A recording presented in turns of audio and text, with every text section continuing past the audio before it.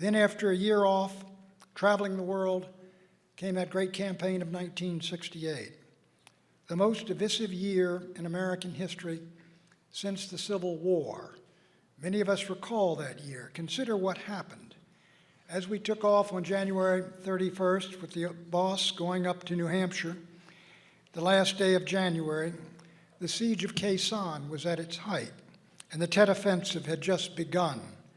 4 weeks later, Governor Romney quit the race. Senator Eugene McCarthy then stunned the nation, capturing 42% of the vote against President Lyndon Johnson. Robert Kennedy suddenly leapt into the race. On March 31st, the boss asked me to monitor President Johnson's speech on Vietnam on a car radio at LaGuardia Airport to brief him when he arrived back from visiting Julie at Smith. At the end of that speech, President Johnson suddenly announced that he would not run again.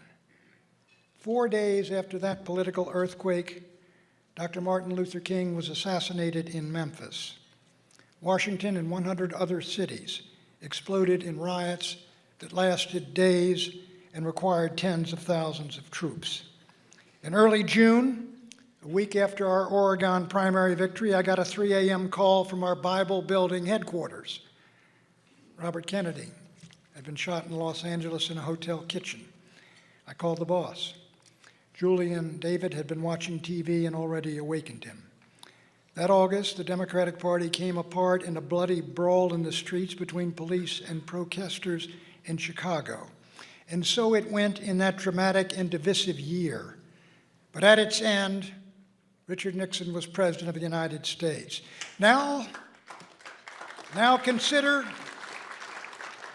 the city he came to and the hostility he found here.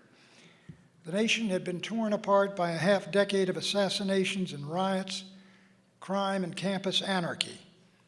30,000 Americans were dead in Vietnam. 500,000 soldiers were tied down in an endless war.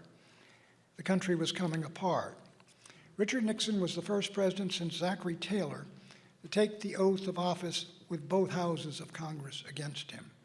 The bureaucracy was deep-dyed Democratic liberal. The press corps was 90% hostile. The Warren Court was at the peak of its power. And the best and the brightest who had led us into Vietnam were deserting to join their children in protests against what they suddenly discovered was, quote, Nixon's war. As the presidential limousine came up Pennsylvania Avenue after the inaugural, it was showered with debris. I remember it well. As Shelley and I were entering the White House reviewing stand for the inaugural parade, the Secret Service asked me to step off the planks onto the muddy lawn of the White House because the President of the United States was directly behind me and was entering the reviewing stand. I did so. And as the President passed by, he looked over, and in the first words I ever heard from Richard Nixon as President of the United States, he said, "Buchanan, was that you throwing the eggs?"